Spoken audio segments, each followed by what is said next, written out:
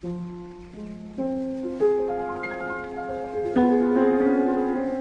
Lobster, like much of the work of Greek filmmaker Yorgos Lanthimos, is one that examines larger societal structures through the framework of the absurd. In Dogtooth, for instance, Lanthimos examines the role an authority figure plays in educating those they are in charge of through the lens of an oppressive patriarchal family structure whose large adult children are kept away from the outside world via misinformation and harsh punishment. His follow-up Alps demonstrates the power held over people who are emotionally compromised by grief, where his main characters profit off their grief by starting a business where they pretend to be the recently deceased for the family.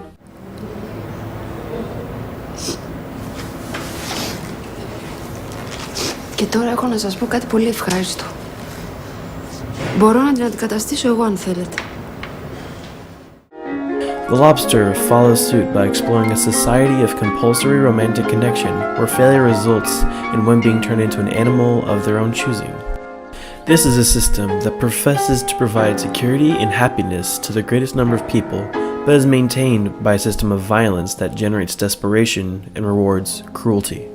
Like all hierarchical social constructs, there is an underclass. In the case of the film, those who wish to remain single and live in the woods, but just above them, those just on the cusp of slipping down the social ladder and keep their spot by preying on the underclass. Lanthimos illustrates this predatory nature of an enforced hierarchy in this scene right here, and how each of his characters fit in that level of the hierarchy through his camera movement. The hotel guests have left the van, and this shot right here shows the hotel staff who brought them out to the woods share a cigarette. The staff here are representative of the management. They sit leisurely back near the vehicle as those lower than them are sent to maintain this order. They aren't as high on the ladder as the actual management, who we never see leave the hotel, but still hold a position of relative power. In this violent hunt, they're safe from both harm and having to physically harm someone else. Their security and relative power they hold over the hotel guest is reflected with a static shot that is just ever so slightly at a low angle. We next have these shots of Lisping Man, Biscuit Woman, and Limping Man, played by John C. Reilly, Ashley Jensen, and Ben Whishaw respectively. And yes, those are the only names they are referred to, as they are defined by the most distinctive characteristic within the hotel. This is only my second day here, but already I feel like a member of a wonderful group. My defining characteristic is that I have a very beautiful smile. In the shots of Lisping Man and Biscuit Woman, the camera is panning from left to right, going against the direction our Western eyes have been trained to go from an early age. This movement implies a sense that there is something wrong with these characters.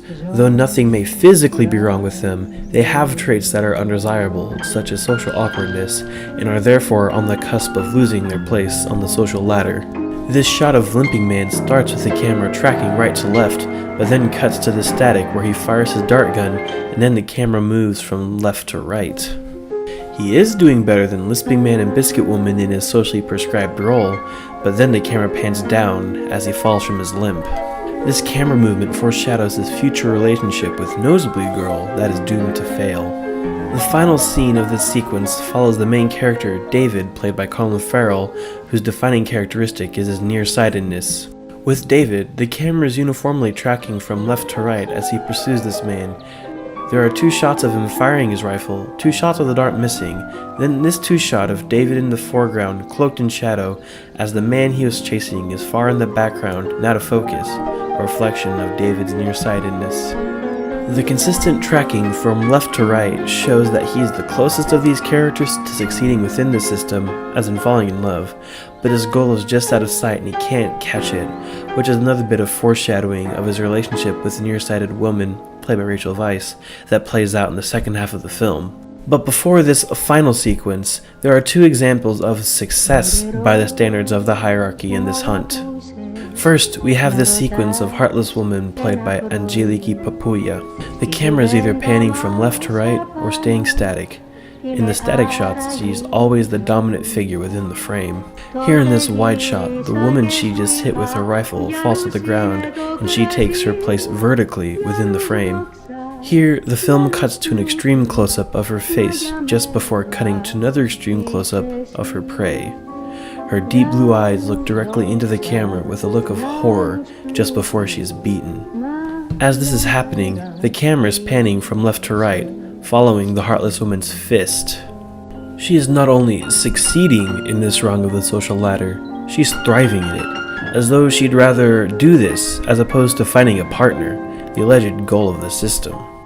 After this altercation, there are two static shots, here with one of the single people unconscious with a dart in his chest, and here as he is being dragged away by an unknown hotel guest. The poncho the single people wear begins to resemble a body bag, as it covers all we see of his body, including his face, as the hotel guest drags him away. The subject movement in the foreground of the shot moves from right to left. This now faceless person has met the fate the limping man and biscuit lady fear.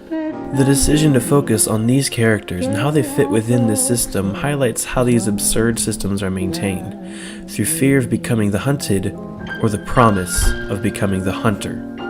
Lanthimos shows his characters' mad dash towards the chance of delaying the threat of metamorphosis, their various character-defining impairments that all but guarantee failure, and those who no longer fear being turned into an animal as they have, in a sense, already become one. They have both done away with the pretense of the goals of this system, finding companionship. The goal is now to become the arm of the law in enforcing the system, lest they become its next victim. This montage lays bare the realities of an enforced hierarchy, that whatever value a particular system seems to champion is more often than not a justification for maintaining power through force.